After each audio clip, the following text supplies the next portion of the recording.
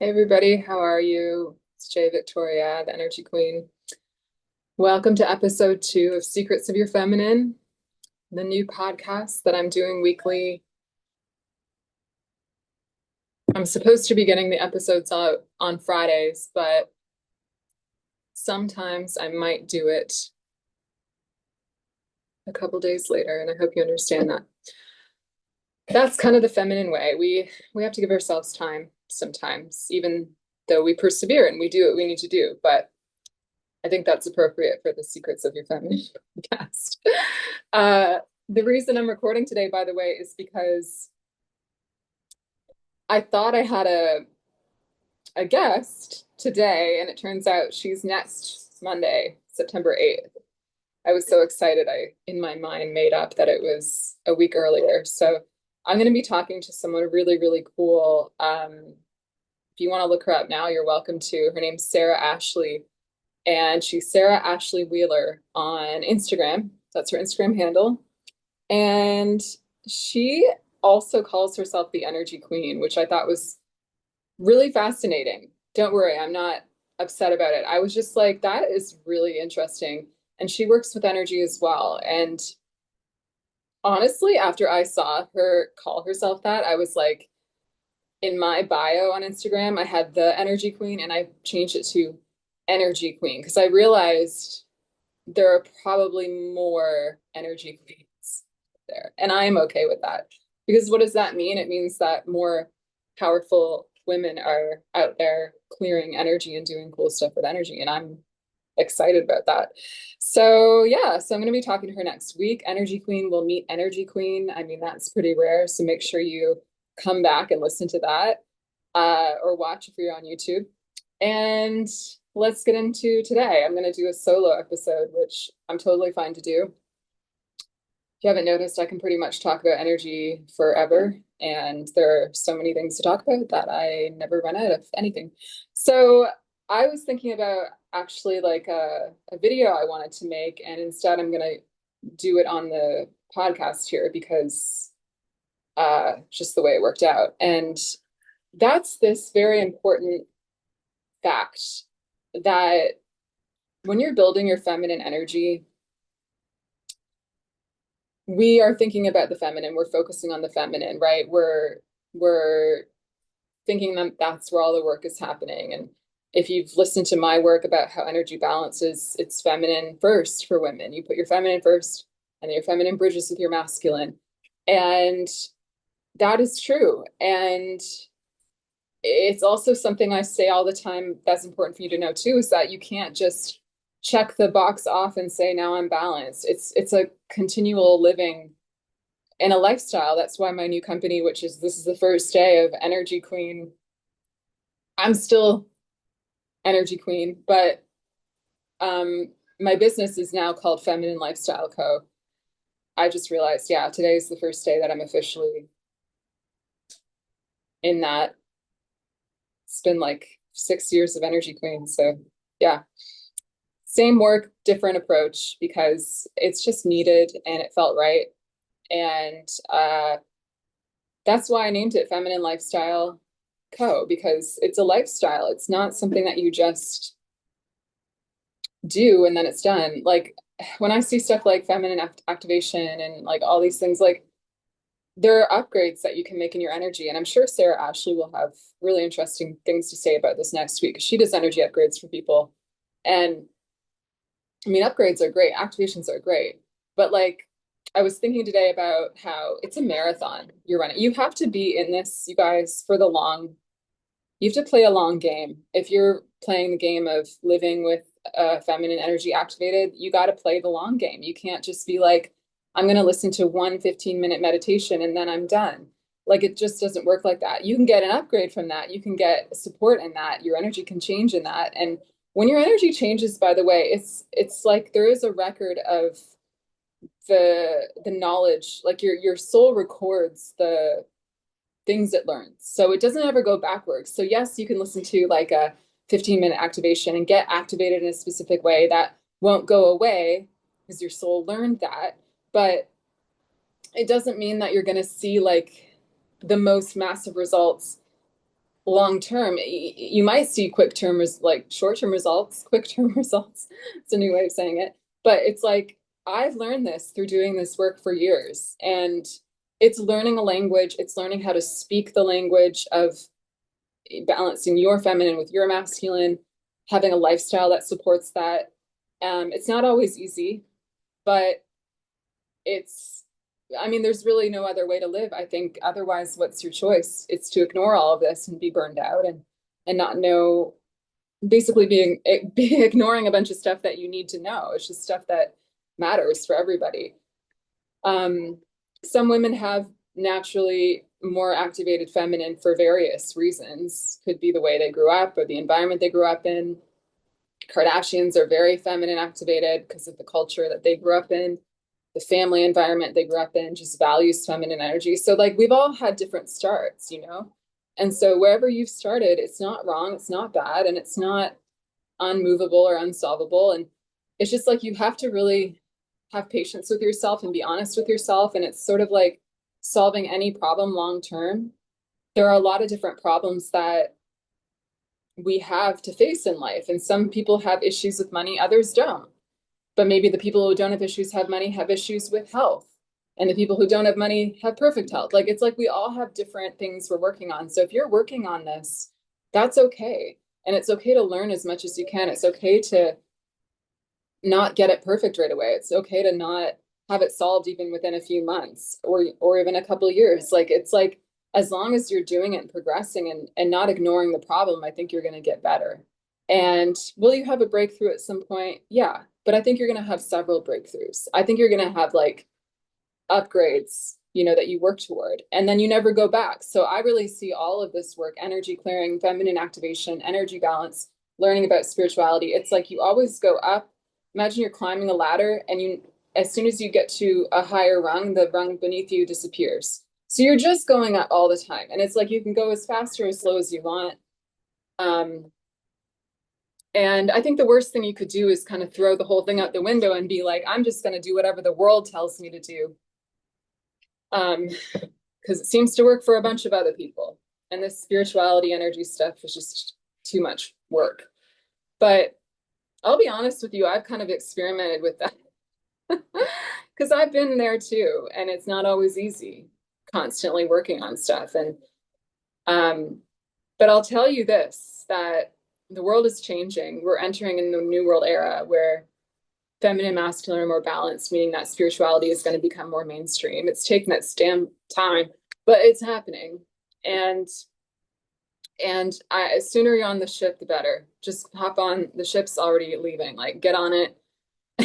You know, you're gonna have to get on it at some point. It's just the world is going in that direction. So we don't have, I mean, the way the world does things is just not working, is what I'm saying. So I myself experimented with that though. That's what I was saying. Like I actually like I've been doing this business full time since I don't even know, 2021, I think, 2020. It was like pandemic. Yeah. I thought I would be successful in like a month of hard work. It's been like 6 years, five, I guess. No, yeah, five, 2020. But like 5.5, it was in the spring. Anyway, but you know, I have been doing that, really just that, to support myself in Manhattan, you know, in New York City. It's like, wow, a lot of pressure. Um, and a lot of ups and downs, but like a lot of growth. I mean, obviously, like massive transformation, massive lesson learning. I'm living my dreams at the same time. I'm here because I do comedy, so can't complain about being in the exact place I want to live. Which is a gift you give yourself, by the way. It's a gift you give yourself to go after your dreams. And uh, but I got a job the past year. I was working as like a server because I was like, well, that would be great to have, like, you know, with a business like this, it's, and being an entrepreneur, it's very unpredictable. It can be great, but it's like unpredictable. And so I was like, well, a weekly paycheck would be really wonderful, you know, just to have. And then I'll like keep doing my business. And so I was experimenting kind of with going, I mean, I wouldn't say it's a step backwards, but kind of going with what the world tells you to do. like get a job. Okay. Just if you need money, get a job. And so I did. I was like, okay. And what happened was it kind of just brought me right back to where I am right now because I was tired all the time. I fully did a deep dive, you guys, into, and I'm going to give you more. There is one thing I want to tell you, but I have to tell you this story first because I know this is relatable. And a lot of you have jobs right now. So it's not that it's bad to have a job, but I just want this point to come across that the world tells you, like, go get a job if you need money. And I'm like, okay. And I actually worked with someone who told me, like, maybe you should like get a job and, just like have like regular income and do your business. And I was like, really like, ugh, I don't know. But because to do work like this, you have to be in a specific high frequency, and it's like kind of countercultural, to be honest. So it's like I was like, ew, like go like have a normal job, like, and try to be the energy queen. I don't know. And but it happened in kind of a magical way. And I was like, well, maybe I'm just meant to see what happens. And it worked out. I didn't even know if it'd work out. And then it did. And I was like, all right, well, fine. And then almost immediately after getting that job, I found myself relying on the job for income and almost completely just threw my business out the window. I was like, well, I mean, I have money every week. So like, you know, that's good. And I think I fooled myself into thinking I was still working on my business, but I wasn't the way that I would if I, needed it to support me. I mean, that's a whole other thing, whole other game, a whole other energy and level of investment. And I mean, I became very tired, and I kind of, again, what I was saying is I did a deep dive into the illusions that the world tells us. And I worked with a bunch of women that have been working at that job. One of them was for like 20 years or something, and in her 50s or 60s. And it's just like, it's a sad situation. And everybody kind of knows it's sad. Every time I was at work, no one wanted to be there. No one wanted to be there. No one wanted to do it. Everyone hated it. Everyone complained. I mean, everyone like got along and laughed and stuff, but it's like there was this underlying thing of like, we hate our lives. We hate this. We don't want to be there. We're just trying to get money. We like, and it just like being tired all the time, being physically exhausted. And the irony of it was making money constantly and never having enough. That's the thing that really kind of made me feel like, what's really going on here? Because even me, like I eventually like picked up way more shifts. At one point I was working so much it felt like I would come home, go to sleep, get up, go to work, and I was like so exhausted. Completely exhausted and physically couldn't even almost like move. And yet I had to go like be a server. And I was like, part of me was like almost like taking pride in that. Like, yeah, look at what a hustler I am. I can work when I'm tired. I can work, 3 days in a row, tired. I can, and almost like a badge of honor. And I was looking at my toenails today because those shoes I was wearing like messed up my pinky toes. And I'm like looking at them like, was that worth it? Was that really worth it? And just being in that cycle of always being tired, always working, not being happy, and never having enough. The irony of working all the time and not even having enough money.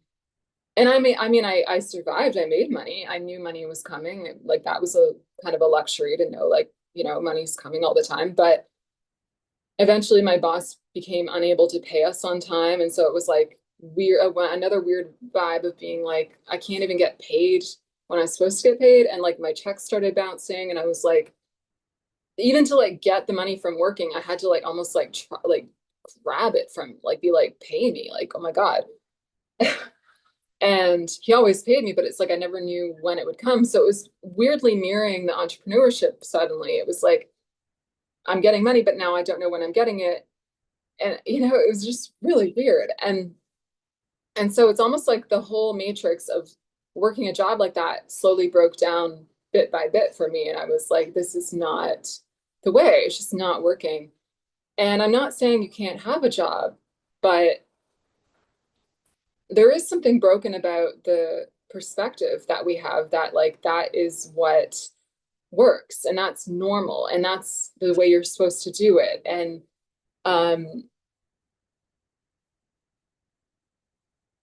I think it just shattered the whole illusion for me because I didn't want to be one of those people who ended up working there for years and years and years and never had enough money somehow and was always tired and unhappy, but kept doing it. And I remember I said there were a lot of problems there too. I won't get into all that, but a lot of sexism and all kinds of problems. And of course, I didn't put up with any of that. So I became the problem. And that's why eventually I got fired because I wouldn't stand for things. And then my boss eventually, he couldn't even give me a reason. He was just like, and I knew it was just like, I'm not an energetic match here. And you're not willing to change things that I'm pointing out that are issues. Like, I'm not going to go along with this bullshit. And so people sometimes kind of like the Jesus thing, you're not like us, so you got to go.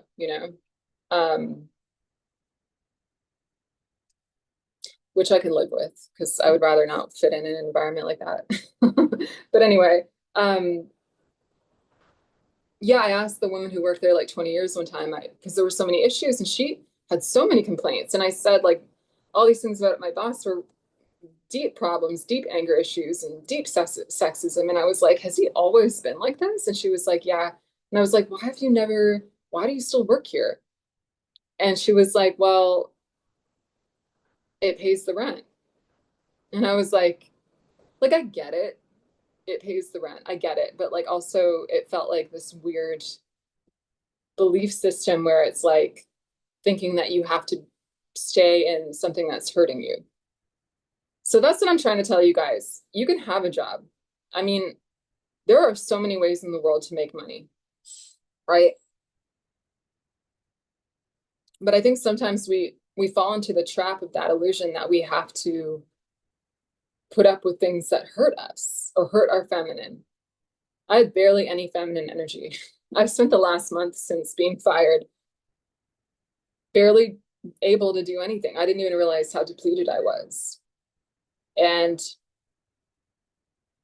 the new thing that's emerged that I want to teach you about, besides all of that today, is that feminine energy. When we talk about it, we talk about it like I'm focusing on my feminine, right? I'm building my feminine. But feminine energy is not just about feminine energy, it's about the way you relate to your masculine energy. And this is like so giant, especially when it comes to the practical stuff. And I want you to think about how you relate to the masculine and how that is a way of building feminine energy, is trusting the masculine. And the short definitions for feminine and masculine is the feminine trusts the masculine supports the feminine.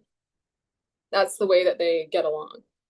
So like when you wake up in the morning and you're building your feminine energy, there can be periods where, yeah, you need to like just be in your feminine and be present and not do anything. But it can also look like different things. I think there are different stages of it.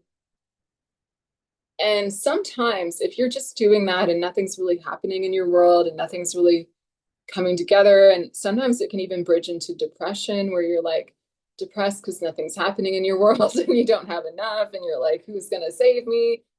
Day after day. If you're looking at how things are going and they're not going well, and you're just kind of like laying there trying to be present, build your feminine.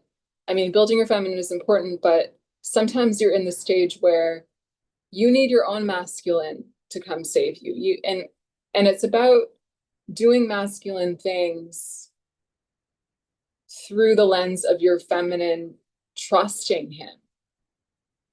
And so you can do masculine things and hurt your feminine. That's like me working that job. I mean, I didn't help my feminine at all.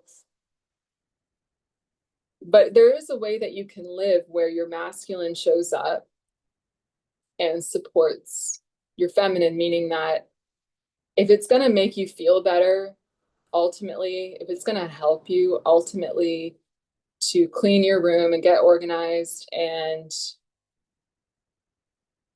do some work, get something done, that's supportive. Because I want you to think about what it feels like when those things aren't done. Like think about it when your room is a total disaster and you're just laying there like justifying not cleaning it because you're building your feminine. You don't want to be in your masculine. Well, if you're not ready yet, that's okay. But I think there is a point where you become depressed. You start to feel unsupported because you're in a disaster area. And then you'll find it's this magical feeling of going like, I'm going to support my feminine so she feels better and more present because she's in a place where she can feel comfortable being present. And so your masculine shows up and supports. And so that's the way that you can make these energies in yourself get along. And I've really been diving deeper into that day by day, just being like, wow, there is a lot of magic in our masculine. But I think the mistake people make when they talk about you have to use your masculine energy, be in your masculine, you need your own masculine, is that a lot of the women who do that have a lot of feminine energy already. And they don't realize that that is the way through to that. So a lot of the women that you see right now who have really thriving businesses and they have all these followers and blah, blah, blah, blah. They have a lot of feminine energy, a lot of them already. They didn't have to learn how to build feminine energy necessarily. And so it's okay if you have to learn, and it's okay if you have to build that. And if you just listen to kind of like propaganda a little bit, like it's not propaganda, it's just not meant for everybody.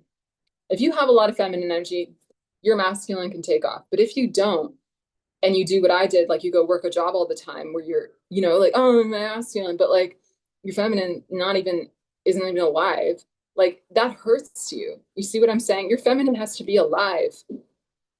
And a lot of women just have more feminine activation. They just do. So you have to keep that in mind, that you can't just like tell yourself to get off your ass and work, in the words of Kim Kardashian. She can say that, yeah, because she can do that because she has a lot of feminine energy. She grew up in a culture that fostered it. But not every woman did. So you tell a woman with zero feminine energy connection, totally depleted, exhausted by life, like imagine the people that I worked with at that job. You just have to get up off your ass and work. Well, they are.